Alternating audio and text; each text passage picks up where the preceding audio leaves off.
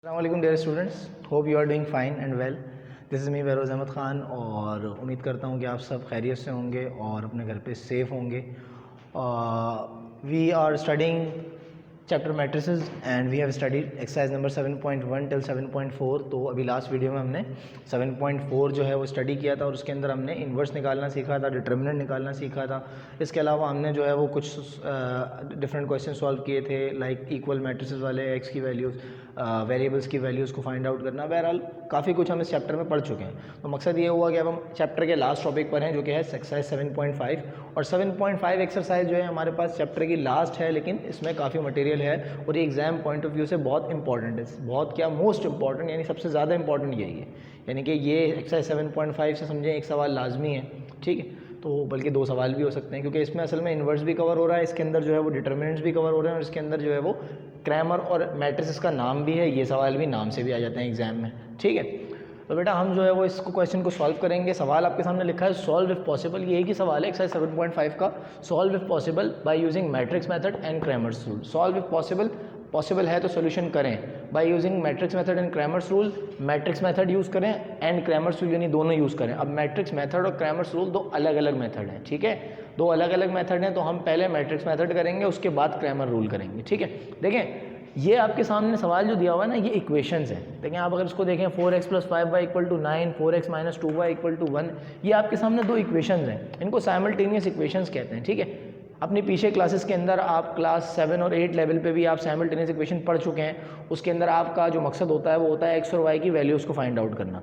X की value क्या है, वाई की वैल्यू क्या है, इसको फाइंड आउट करना। इसके डिफरेंट तरीके होते हैं। सब्स्टिट्यूशन मेथड होता है, ठीक है, आप जिसके अंदर जो है वो वेरिएबल्स की वैल्यूज़ बना के पुट करते हैं। इसको आप ग्राफ पे प्लॉट करके भी मालूम कर सकते हैं, ठीक है, जो कि चैप्टर 6 के अंदर चैप्टर 6 के अंदर हमने 6.4 जो कि 6.2 जो कि स्टडी नहीं की है हमारा, क्योंकि रिड्यूस सिलेबस हो गया है। तो उसके अंदर हमने वहाँ पे भी एक तरीका होता है साइमल्टेनियस इक्वेशन के जरिए एक्स और वाई की वैल्यूज़ निकालने का, और ये मैट्रिक्स भी एक तरीका है। इसके बाद एलिमिनेशन में आप जाएंगे चैप्टर 8 पे, इसके फ़ौरन बाद तो उसके अंदर बहुत सारे मेथड्स आप जो है वो स्टडी करने वाले हैं, ठीक है।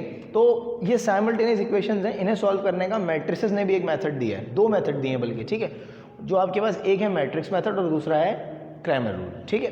तो मैट्रिक्स मेथड और क्रैमर रूल दो अलग अलग मेथड हैं। तो पहले हम मैट्रिक्स मेथड सॉल्व करेंगे, उसके बाद क्रैमर रूल।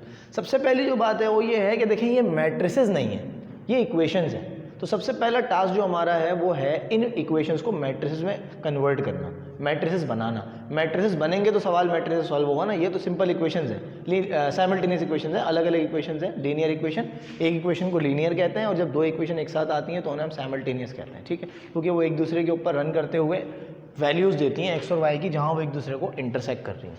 बहरहाल तो यहाँ पे हमने जो है वो इसको सॉल्व करना है और हमें जो है वो क्या करना है जनाब, मैट्रिसेस बनाने हैं इसके। देखिए मैट्रिसेस आपके पास बनते हैं किस तरीके से। सबसे पहले मैट्रिक्स बनेगा पहला मैट्रिक्स जो बनता है आपके पास वो बनता है वेरिएबल के साथ जो कोएफिशिएंट्स दिए हुए। वेरिएबल के साथ आपको जो कांस्टेंट वैल्यूज़ नज़र आ रही हैं इन्हें हम कहते हैं कोएफिशिएंट। कोएफिशिएंट का मतलब ये है कि वेरिएबल की तादाद इतनी है, ये जो वेरिएबल है ये इतनी मरतबा है। जैसे y जो है वो 5 टाइम्स है, 5y का मतलब है 5 टाइम्स y, 2y का मतलब है 2 टाइम्स y, और ये नेगेटिव है, ये पॉजिटिव है, ये भी पॉजिटिव है, और ये 4 टाइम x है, 2 टाइम x है। ये जो x के साथ नंबर है, y के साथ नंबर है, ये जो नंबर है इन्हें हम कहते हैं कोएफिशिएंट्स। इन कोएफिशिएंट्स को एक मैट्रिक्स में लिखते हैं 2, 4, 5 एंड -2, ठीक है। ये आपके पास आ गया कोएफिशिएंट्स का मैट्रिक्स।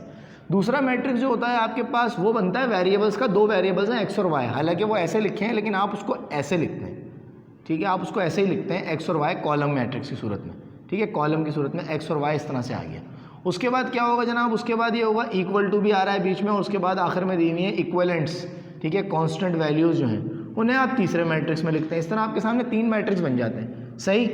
ये 3 मैट्रिक्स समझ में आ गया कि पहला कोएफिशिएंट्स का मैट्रिक्स है, दूसरा आपके पास वेरिएबल का मैट्रिक्स है, तीसरा इक्वलेंट्स का, यानी वो जो इक्वल टू के बाद वाली वैल्यूज हैं कांस्टेंट्स हैं उनका मैट्रिक्स, ठीक है। अब पहले मैट्रिक्स को हम नाम देते हैं ए का, दूसरे को नाम देते हैं एक्स का, तीसरे को नाम देते हैं बी का। इसकी क्या वजह है? देखें भाई सीधी सी बात है कि ए, और मैंने कहा था आपको मैट्रिक्स को हमेशा कैपिटल अल्फ़ाबेट से नाम देते हैं। इसको ए कह दिया, इसको बी कह दिया, इसको एक्स क्यों कहा, फिर इसको सी बी कहना चाहिए था, इसको सी।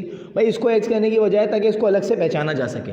इसके अंदर वेरिएबल्स हैं, ठीक है, तो वेरिएबल्स को अलग से पहचाना जा सके उसको एक्स का नाम दे दिया कि भाई ये एक्स वाला वेरिएबल वाला है, बाकी ए बी सीधी सीधी बात। इस तरह आपके सामने आप देख सकते हैं कि एक इक्वेशन बन रही है कि ए एक्स और बीच में है equal, A X equal to B, यानी यहाँ से एक इक्वेशन आप एक्सट्रैक्ट कर सकते हैं कि ए एक्स बराबर है बी के। आपने निकालनी है x की वैल्यूज़, आपका टास्क है x। जब आपको x की वैल्यू निकालनी है तो आपको a को वहाँ मूव करना पड़ेगा। a क्या करेगा, b से जाके डिवाइड करेगा। अब a जब b से जाके डिवाइड करेगा तो हम b को a से डिवाइड करेंगे तो x का आंसर आ जाएगा, यानी b को a से डिवाइड करें तो x का आंसर आ जाएगा। लेकिन सवाल यहाँ पे ये है कि आपको लास्ट एक्सरसाइज में मैंने बताया था कि मैट्रिसेस के अंदर मैट्रिक्स डिवीजन का कोई मेथड नहीं है, मैट्रिक्स डिवीजन का कोई मेथड नहीं है, मैट्रिसेस में कभी डिवीजन नहीं होता, ठीक है, मल्टीप्लिकेशन तक होता है, डिवीजन नहीं होता। तो यहाँ पे आपको जो है वो इसको दोबारा से इन्वर्स में चेंज करना पड़ेगा, यानी ये a की पावर 1 नीचे है तो ऊपर आगे क्या हो जाएगी माइनस, ठीक है, और ये इन्वर्स बन जाएगा और ये मल्टीप्लाई करेगा b से, और a इन्वर्स b मल्टीप्लाई करके हमारे पास क्या आ जाएगी x की वैल्यू, क्योंकि इन्वर्स निकालने का मेथड हमारे पास है लेकिन डिवाइड करने का कोई मेथड मैट्रिक्स में नहीं है, ठीक है। बस एक चीज़ का ख्याल रखिएगा कि ये a इन्वर्स पहले आएगा, बाद में नहीं आएगा, ठीक है। आ सकता है बाद में आंसर भी सेम आ सकता है लेकिन किसी सिचुएशन में नहीं आता। दूसरा एक फॉर्मेट होता है लिखने का, यहाँ पे जो फॉर्मेट है पहले ए इन्वर्स लिखते हैं उसके बाद बी लिखते हैं, ठीक है, तो बस ये आपने फॉलो करना है। तो ये हमारे पास बन गई है इक्वेशन कि हम अगर ए इन्वर्स को बी से मल्टीप्लाई कर दें तो हमारा एक्स निकल आएगा। हमारा टास्क जो है वो बस एक्स है, यानी एक्स और वाई की वैल्यू। तो यहाँ से वो हम अपना सोल्यूशन स्टार्ट कर रहे हैं। आपने अपना सवाल करते हुए जो है वो ये 2 स्टेप करने की ज़रूरत नहीं है आपको, मतलब आप जो है वो ये स्टेप ना भी करें, ये स्टेप ना भी करें तो चल जाएगा। मतलब ये आप मैट्रिक्स तो बनाना है आपने, उसके बाद आप डायरेक्ट ये स्टेप करें और ये स्टेप करें, ये तो मैंने समझाया है आपको, ठीक है। ये स्टेप करें, ये स्टेप करें और सॉल्यूशन शुरू कर दें। हमारा टास्क क्या है, ए इन्वर्स बी, ठीक है। तो ए इन्वर्स बी निकालने के लिए सबसे पहले हमने क्या निकालना है, सबसे पहले हमने निकालना है इन्वर्स। इन्वर्स का फॉर्मूला आपको आता है, अभी लास्ट मैंने आपको करवाया है adjoint of A divide by determinant of A, last exercise में ये हम पढ़ चुके हैं। मैंने बताया सबसे पहले हम क्या निकालते हैं, सबसे पहले हम निकालते हैं डिटर्मिनेंट। डिटर्मिनेंट निकालने के लिए हमने ए को उतारा, ए का मैट्रिक्स है 2 5 4 एंड -2, ठीक है। उसके बाद हम क्या करेंगे, उसके बाद हम जो है वो इसको आगे डिटर्मिनेंट की तरफ जाएंगे, डिटर्मिनेंट की तरफ लेके जाएंगे 2 × 2 -4 × 5, ठीक है भाई। इसके बाद आगे बढ़ेंगे, देखते हैं क्या आंसर आता है। 2 2 × 4 -4 4 5 20 -20, ठीक है। और एट द एंड आपके पास जो आंसर बनेगा वो बनेगा A inverse equal to -24, determinant of A, sorry A inverse कह रहा हूँ, डिटर्मिनेंट ऑफ ए आपके पास बन जाएगा -24, ठीक है। तो -24 आपके पास आ गया। ये -24 ये बता रहा है कि आपका जो मैट्रिक्स है वो सिंगुलर नहीं है, ए is a non singular matrix, ठीक है। तो यहाँ आप नीचे जो है वो लिखेंगे A is non singular matrix. काफ़ी नीचे हो गया है, आई थिंक आपको आपकी विजिबिलिटी में इशू आ जाएगा, तो मैं इसको बस आप यहाँ एक स्टेटमेंट लिख देंगे कि ए इज़ अ नॉन सिंगुलर। अगर आपको नज़र आता है तो मैं लिख देता हूँ ए is a non singular matrix. इसको लिखने की वजह क्या है बेटा, जो लास्ट मैंने एक्सरसाइज में भी आपको समझाई थी कि इसको लिखने की वजह जो है वो ये है कि अगर ए नॉन सिंगुलर है तभी आगे सॉल्यूशन होगा। जैसे कि इन्वर्स के अंदर अगर ए नॉन सिंगुलर था तो आगे सॉल्यूशन हो रहा था, तो यहाँ पे भी अगर ए नॉन सिंगुलर है तो आगे सॉल्यूशन होगा, अगर ए नॉन सिंगुलर नहीं है तो आगे सॉल्यूशन, यानी अगर ए सिंगुलर है तो आगे सॉल्यूशन नहीं होगा, ठीक है।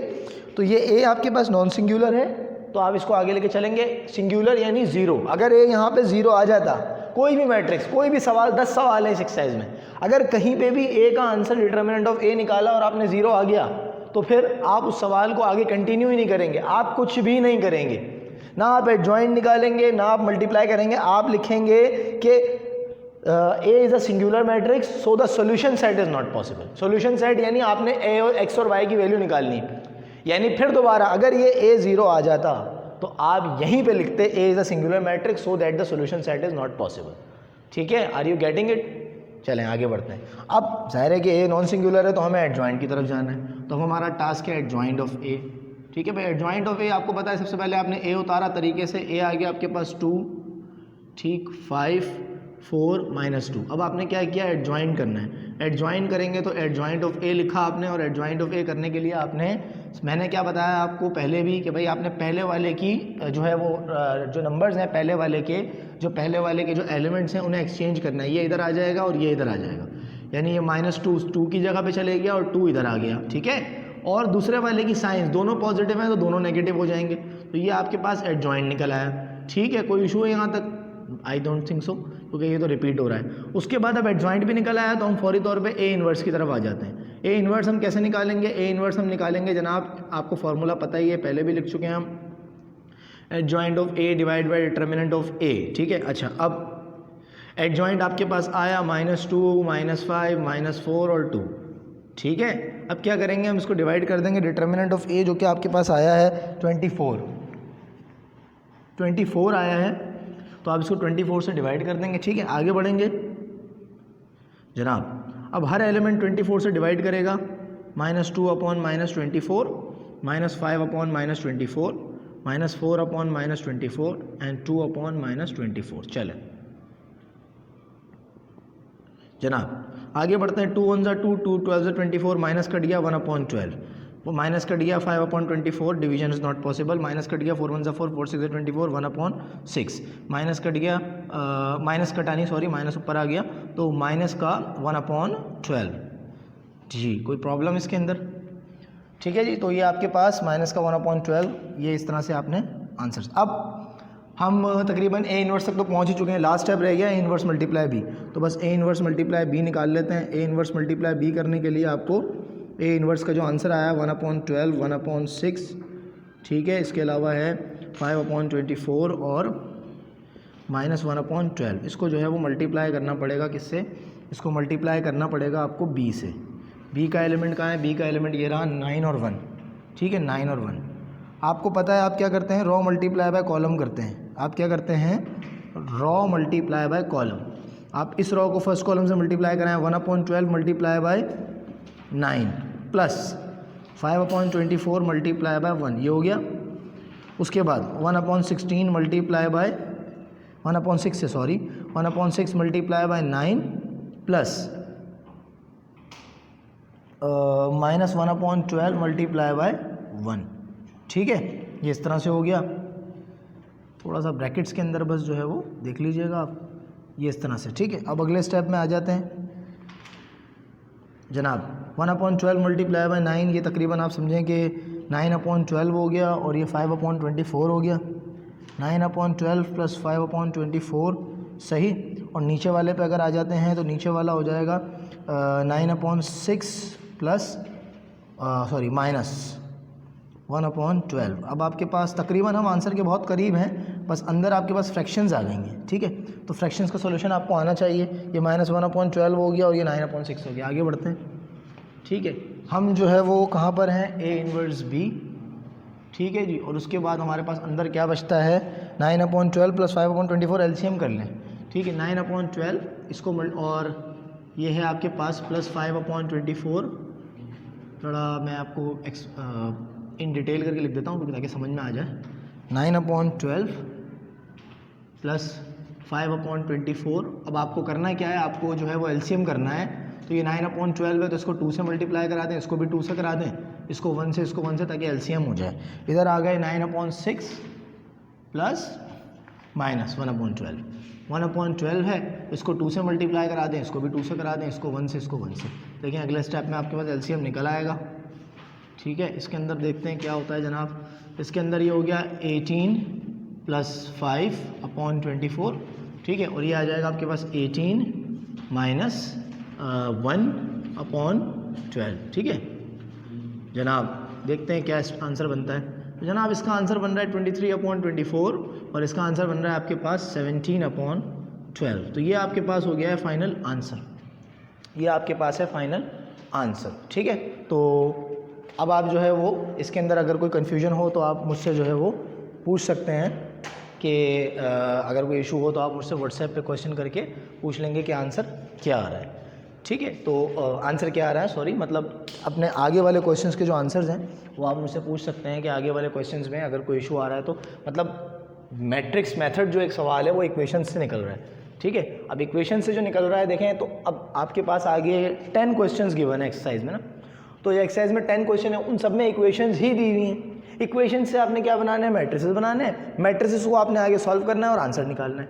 इन सवालों में कुछ नया नहीं है। जैसे पिछले जो एक्सरसाइजेज हैं उसके अंदर हमने डिफरेंट क्वेश्चन देखे, हर सवाल एक दूसरे से अलग या 2-3-4 सवाल के बाद एक सवाल एक दूसरे से अलग, लेकिन यहाँ जो सारे सवाल हैं वो एक ही फ्लो में जा रहे हैं। यानी यह प्रैक्टिस के लिए है आपकी कि एक सवाल किससे आप सारे सवाल सॉल्व कर सकते हैं, क्योंकि आपने क्या करना है, मैट्रिक्स बनाना है, सॉल्यूशन इस तरह ही होगा। बस एक चीज़ पॉसिबल और है, वो ये कि आपके पास डिटर्मिनेंट ऑफ ए जो है वो क्या आ जाए, सिंगुलर आ जाए। अगर डिटर्मिनेंट ऑफ ए आपके पास सिंगुलर आ जाता है तो फिर तो समझेंगे सारा काम ही नहीं करना। आप यहाँ लिखेंगे determinant of a singular, so the solution set is not possible. Basically यहाँ पे आपने एक सॉल्यूशन सेट देना है x और y की वैल्यू का, कि x आपके पास आया 23/24 और y आया ये, तो बस ये आपका समझे आंसर है। तो अगर डिटर्मिनेंट ऑफ a यहाँ पे 0 आ जाता तो ये सवाल कंटिन्यू ही नहीं होता। ठीक है, तो ये चीज़ हो गई कि भाई हमने जो है वो सॉल्यूशन सेट निकाल लिया x और y की वैल्यू।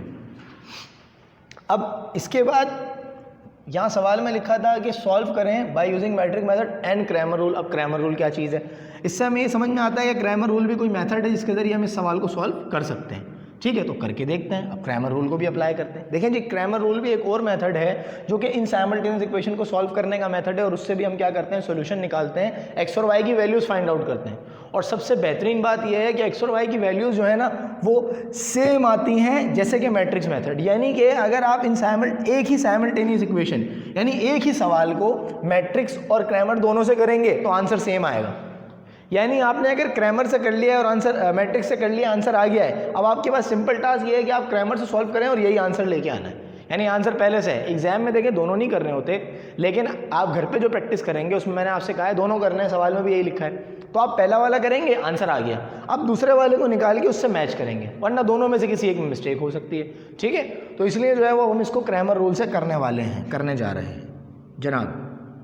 क्रैमर रूल से सॉल्व करेंगे इसको।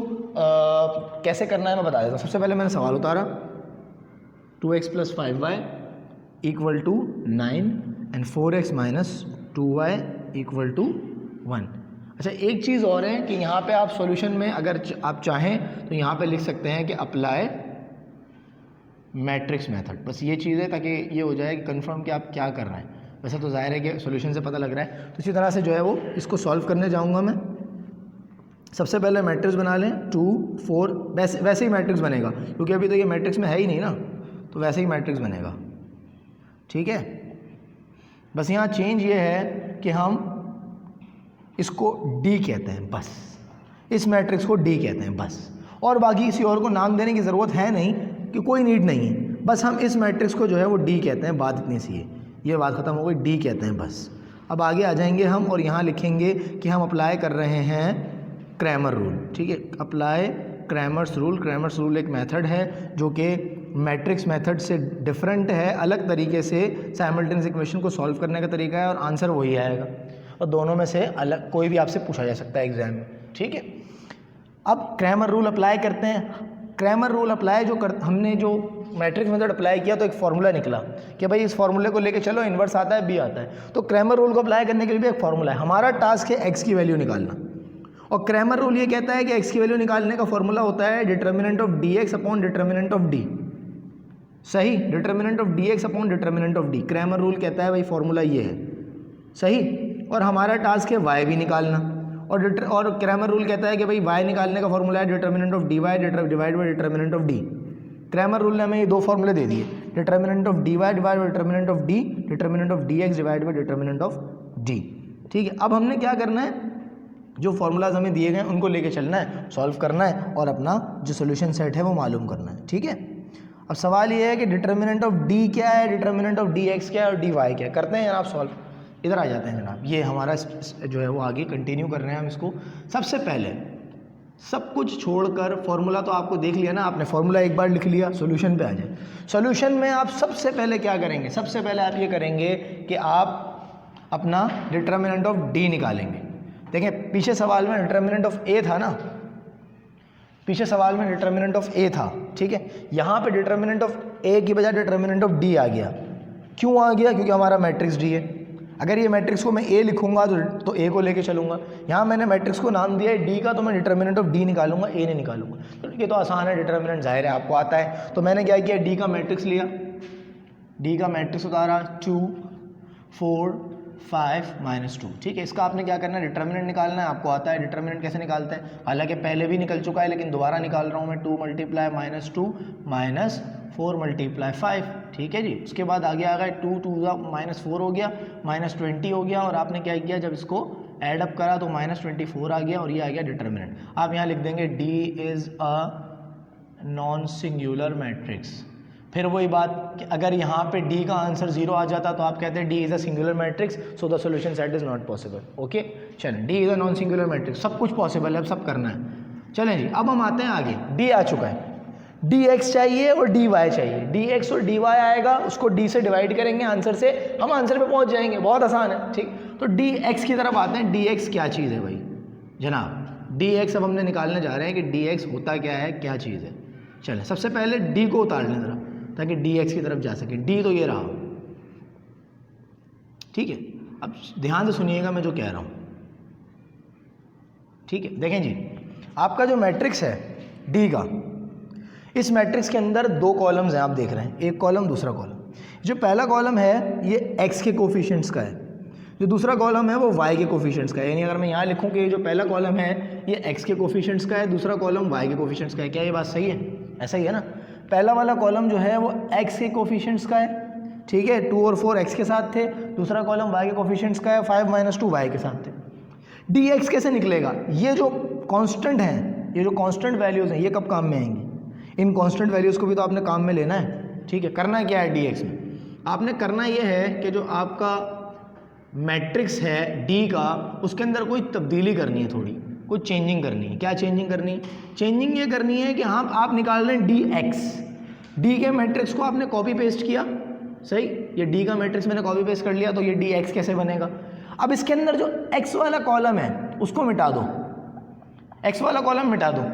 dx का मैट्रिक्स बनाने के लिए d का मैट्रिक्स उतारा, फिर x वाला कॉलम मिटा दिया क्योंकि ये dx है, x वाला कॉलम मिटा दिया और x वाले कॉलम की जगह ये वैल्यूज़ लिख दी 9 और 1। बात समझ में आ रही है? सिर्फ वैल्यूज एक्सचेंज की, यानी d का मैट्रिक्स उतारा पहले, उसके बाद x वाले मैट्रिक्स को, क्योंकि हमने dx बनाना है तो x वाले कॉलम को मिटाकर उसकी जगह पे ये इक्वलेंट वैल्यूज जो कांस्टेंट वैल्यूज हैं इन्हें लिख दिया। और अब क्या किया? कुछ भी नहीं, इसका सीधा सीधा आपने क्या किया, डिटर्मिनेंट निकाल लिया, 9 मल्टीप्लाई माइनस 2 प्लस 1 मल्टीप्लाई 5, ठीक है, माइनस प्लस नहीं सॉरी। तो अब देखें dx क्या आ रहा है आपके पास, 9 मल्टीप्लाई माइनस 2 आपके पास हो जाता है माइनस 18 और माइनस 5। आप देखेंगे कि भाई आंसर क्या आता है, तो ये आता है माइनस का 23, ठीक है, आ गया, कोई प्रॉब्लम नहीं है इसके अंदर, बहुत ही सिंपल। आते हैं dy करते हैं जनाब, dy निकालेंगे जनाब इसी तरीके से। dy निकालने के लिए सबसे पहले मैंने क्या कहा, आपने उतारा d, सबसे पहले आपने d का मैट्रिक्स उतारा, d का मैट्रिक्स ये रहा 2 5 4 और माइनस 2, ये आपने उतारा। उसके बाद मैंने क्या किया, जब इसको dy बनाना होगा तो आप क्या करेंगे, आप मैट्रिक्स को उतारेंगे 2 4 5 माइनस 2, और उसके बाद क्या करेंगे, जो x का कॉलम है और जो y का कॉलम है, y वाले कॉलम को उड़ा देंगे क्योंकि dy है, तो y वाले कॉलम को मिटा के ये कांस्टेंट वैल्यूज लिख देंगे 9 और 1। उसके बाद आप डिटर्मिनेंट निकालेंगे जो कि आपको बहुत ही अच्छे से आता है, 2 मल्टीप्लाई 1 4 मल्टीप्लाई 9, ठीक है, ये हो जाएगा आपके पास 2 1 2 माइनस 4 9 36, और ये हो जाएगा आपके पास माइनस 34, ठीक है। उसके बाद ये आपके पास आ गया dy, देखें जी dx आ गया, dy आ गया, d आ गया, सब तो आ गया। बस अब सॉल्यूशन करें, x और y की वैल्यूज़ निकालें। सबसे पहले x निकालने को आएंगे, x निकालेंगे dx अपॉन d के फॉर्मूले के ज़रिए, ठीक है। dx क्या है आपके पास, dx आपके पास आया माइनस 23, और d क्या आया, d आया आपके पास माइनस 24। इसको आपने लिखा, माइनस का साइन कट किया, 23 अपॉन 24, x का वैल्यू, x का आंसर आ गया, वेरी गुड, x तो आपने निकाल लिया। अब आ जाते हैं y की तरफ।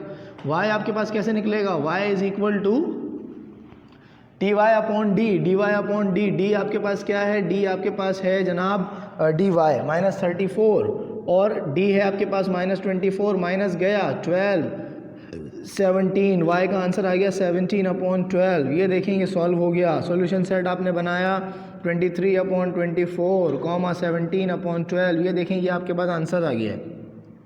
अब बताएं मुझे कि बहुत ही सिंपल है, बहुत ही आसान है, आप देख सकते हैं कि दोनों के आंसर भी इक्वल है। तो ये आपके पास इक्वल आ गया है बहुत ही ज़बरदस्त तरीके से, आंसर इक्वल आ गए हैं। एक ही सवाल को दोनों तरीके से सॉल्व किया, प्रूफ हो गया कि आंसर भी सही है और दोनों तरीके भी हमने सॉल्व कर लिए और समझ भी लिए। ठीक है, तो ये आप अंडरस्टैंड कर चुके हैं, सही। अब सवाल ये है कि दोनों मेथड करने हैं, तो जनाब बुक में लिखा है, सवाल ये आपकी प्रैक्टिस के लिए लिखा है, दोनों मेथड आपने करने हैं कॉपी में। पहले एक सवाल को इससे किया, फिर आपने एक ही सवाल को उससे किया, तो आपकी प्रैक्टिस के लिए। एग्जाम में दोनों में से कोई एक करना होगा। ज़्यादातर ये आपकी चॉइस नहीं होती, बल्कि ये एग्जामिनर की चॉइस होती है कि वो आपको क्या जो है वो टॉपिक देता है करने के लिए, आया कि वो मैट्रिक्स मेथड खुद से कहता है या क्रैमर रूल कहता है। बहरहाल ये सॉल्यूशन है। तो I hope you all got this. मैं एक सवाल और करवाता हूँ आपके लिए, बाकी मेरा ख्याल तो यही है कि आप इसको बहुत ही सिंपली सॉल्व कर सकते हैं, लेकिन फिर भी मैं एक सवाल आपको और करा देता हूँ ताकि बाकी सवाल करने में आपको प्रॉब्लम ना हो।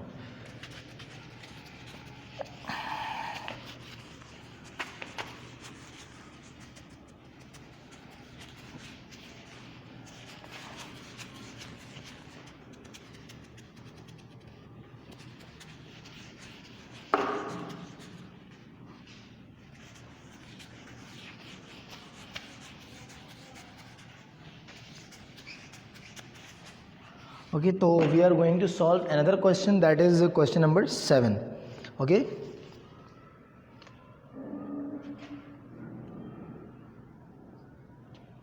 question number 7 is on, I think, page number it is page number 186, question number 7, and that is 2x plus 3y equal to minus 3, and then 4x plus 3y equal to 5। जनाब ये आ गए सवाल आपके सामने। बस अब आपने क्या करना है, इसको दोनों तरीके से सॉल्व करना है। तो बहुत प्रैक्टिस के लिए सॉल्व करवा रहा हूँ आपको, ठीक है। आप देखेंगे इसको तो इंशाल्लाह आपको मज़ीद प्रॉब्लम कोई नहीं होगा अब आगे। सबसे पहले मैट्रिक्स बना लेते हैं, बहुत ही आसान, 2 4 3 3, ठीक है। ये मैंने मैट्रिक्स बनाया पहला, ठीक है। ये ए है, उसके बाद एक्स और वाई को उतार लिया, ए एक्स इक्वल टू, उसके बाद आ गया बी, बी है -3 और 5, कोई इशू इसके अंदर, नो प्रॉब्लम, ठीक है। आगे सॉल्व करते हैं, ए एक्स बी, ठीक है। हमें क्या निकालना है, हमें निकालना है एक्स की वैल्यू, तो x इक्वल होता है a इन्वर्स b के। डायरेक्टली मैंने क्या लिखी, इक्वेशन निकली। हमें क्या करना है, a इन्वर्स b निकालना है। उसके लिए सबसे पहले a इन्वर्स की तरफ जाना है। a इन्वर्स का फॉर्मूला जो होता है आपके पास होता है adjoint of a divided by determinant of a। Determinant निकालने के लिए आपको a का, सबसे पहले आप जो है वो क्या करेंगे, a का मैट्रिक्स उतारेंगे। a का मैट्रिक्स है 2 3 4 एंड -3, ओके। ये आपने उतारा। अब इसका आप डिटर्मिनेंट निकालने जाएंगे, 2 × 3 -4 × 3, ठीक। उसके बाद फिर क्या होगा, 2 3 6 -12, और ये आपके पास इस तरह से डिटर्मिनेंट आ जाएगा -6, ओके। आगे बढ़ते हैं जनाब, ये डिटर्मिनेंट आ गया। अब हम जो है वो आगे सॉल्व करेंगे और अब आगे जाएंगे। आप यहाँ लिखेंगे A is non singular matrix, ठीक है। ये आपने लिखा है यहाँ पे, और अब आप क्या हुआ, आगे बढ़ गए मज़ीद सॉल्यूशन की तरफ, दैट इज़ फॉर एडजॉइंट। अब हम आ गए हैं एडजॉइंट ऑफ ए की तरफ। एडजॉइंट ऑफ ए निकालने के लिए ए को उतारा आपने, 2 3 4 एंड 3, ठीक है। ये आपने उतार लिया, 2 4 3 3। इसके बाद हमने क्या किया, आप एडजॉइंट निकालेंगे। एडजॉइंट निकालने के लिए क्या होता है जनाब, एडजॉइंट निकालने के लिए पहले वाले डायगोनल के एलिमेंट्स एक्सचेंज हो जाते हैं, ठीक है, और दूसरे वाले डायगोनल की वैल्यूज़ जो हैं वो माइनस के साथ आती हैं, ठीक है। तो ये माइनस के साथ आपके पास आ गई हैं। आई एम सॉरी, ये 3 हो गया, ये 2 इधर आ गया है, और उसके बाद 3 के साथ भी माइनस हो गया और 4 के साथ भी माइनस हो गया, और ये निकल आया आपके पास क्या, एडजॉइंट। अब आप क्या करेंगे, इन्वर्स निकालेंगे। इन्वर्स निकालने के लिए आपके पास जो फॉर्मूला है वो है adjoint of A divided by determinant of A. Adjoint आपके पास ऑलरेडी आपने निकाला है ऊपर, जो क्या है आपके पास जनाब, 3 -4 एंड 2। अब इसको आप क्या करेंगे, इन्वर्स से डिवाइड करेंगे, डिवाइड करेंगे इन्वर्स से। इन्वर्स आपके पास आया है -6, ठीक है। अब आप क्या करेंगे, इसको डिवाइड करेंगे 3/-6, -3/-6, -4/-6 एंड 2/-6, ठीक है। इसके बाद आप देखें क्या कट डाउन हो रहा है और क्या जो है वो सोल्यूशन निकल के आ रहा है। देखें जनाब, ये 3 × 3 3 2 6, तो ये -1/2 बचा, माइनस कटा 3 × 3 3 2 6, तो 1/2 बचा, 2 2 2 2 4 2 3 6, माइनस कट गया तो 2/3 बच गया, 2 1 2 2 3 6, तो -1/3 बच गया। कुछ इस तरह से आपके पास ये आंसर्स आ गए। अब आप क्या करेंगे, अब आप निकालेंगे finally A inverse multiply by B. तो ए इन्वर्स को मल्टीप्लाई करेंगे बी से, ए इन्वर्स आया -1/2, 1/2, 2/3, -1/3, और इसको मल्टीप्लाई कर देंगे बी से। बी आपके पास है -3 और 5। ठीक है, देखते हैं क्या होता है आगे। -1/2 मल्टीप्लाई बाय -3, ठीक है, और +1/2 multiply by 5।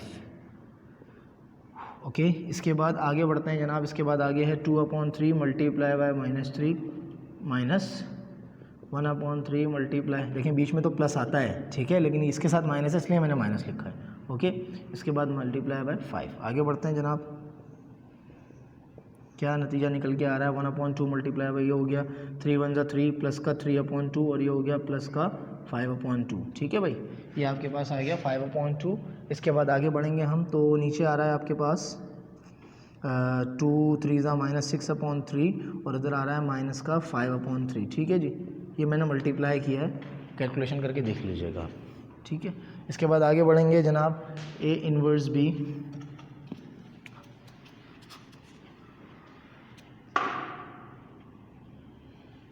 A inverse B हम निकाल रहे हैं फाइनली। हो सकता है इस स्टेप में आंसर आ जाता है जनाब। -3/2 5/2 हो जाता है 8/2, और ये हो जाएगा आपके पास -5 -6, डिनोमिनेटर इसका भी सेम है, तो -5 -6 हो जाता है माइनस का 11/2। ये तो कट जाएगा, 4 हो जाएगा। तो इस तरह सोल्यूशन सेट आपके पास क्या आ जाता है जनाब, 4 और -11/2, और ये हमने क्या किया, आंसर निकाल लिया। तो ये आपके पास मैट्रिक्स मेथड का आंसर आ गया। अब आप सीख गए, देखें कितनी जल्दी परफॉर्म कर लिया। अब हम फाइनली क्रैमर रूल से इसको सॉल्व करने जा रहे हैं, और देखते हैं कि क्रैमर रूल जो है वो आपके पास सॉल्व हो जाता है या नहीं। ठीक है, आगे बढ़ते हैं जनाब।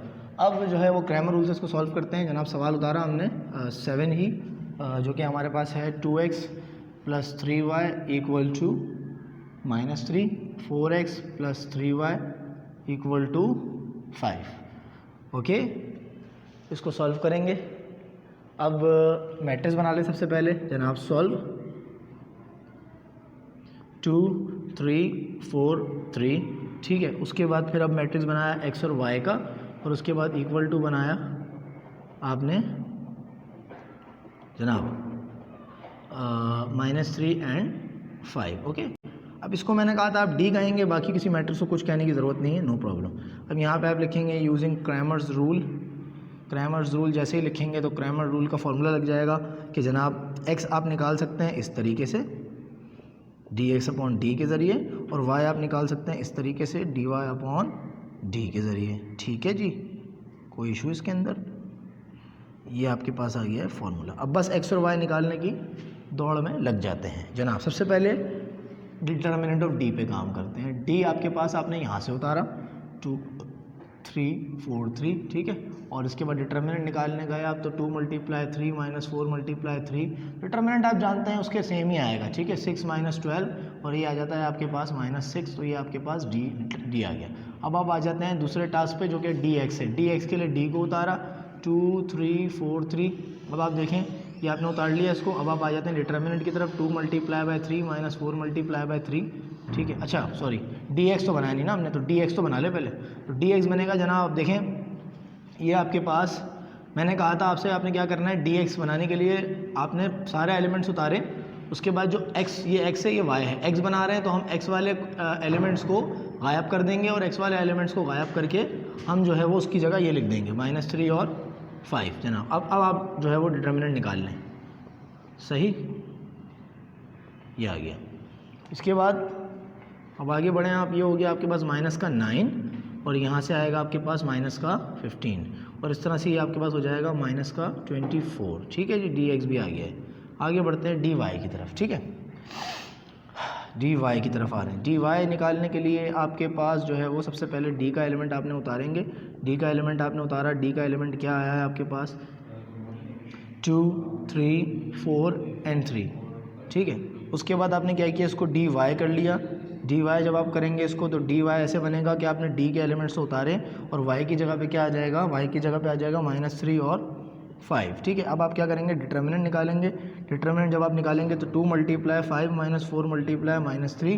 ठीक है, उसके बाद अब क्या होगा आगे, अब आप डिटर्मिनेंट निकालेंगे तो 2 5 10 हो जाएगा और +12 हो जाएगा और इस तरह से डी वाई का आंसर आएगा आपके पास 22। ठीक है, ये आ गया 22 डी वाई का आंसर। आगे बढ़ते हैं, देखते हैं जनाब क्या हो रहा है। देखें जी, x निकालेंगे तो x निकालने के लिए हमारे पास फॉर्मूला है dx/d। सही, तो dx आपके पास आता है जनाब 24 और d आता है -6 और इस तरह से आप देखते हैं कि माइनस भी चले जाता है और 6 4 ज़ा 24 हो जाता है, तो x का आंसर तो आ गया 4। सही, अब हम आएंगे फाइनली y की तरफ, तो y का हमारे पास फॉर्मूला है dy/d। ठीक है, तो dy हमारे पास आया है जनाब 22 को डिवाइड कर देंगे हम d से, d हमारे पास आया है -6। ठीक है, इसको कट करेंगे 11/3 आया और 11 माइनस का साइन ऊपर आ गया तो ये हो गया -11/3। ठीक है, ये आ गया हमारे पास y का आंसर। और इस तरह से हम सॉल्यूशन सेट जब लिखने जाएंगे तो सॉल्यूशन सेट के अंदर आप आंसर लिखेंगे जनाब 4 और -11/3 और ये आपका सॉल्यूशन सेट। अब आप देख सकते हैं कि ये सॉल्यूशन सेट और ये सॉल्यूशन सेट मैच कर रहे हैं। 11/2 है या 11/3 है, मैंने गलत कट डाउन तो नहीं किया, 11/3 है। आई थिंक इधर कोई इशू होगा, डिनोमिनेटर 3 था, सॉरी ये डिनोमिनेटर था 3। ठीक है, तो ये 11/3 आएगा, बस ये एक चीज़ है।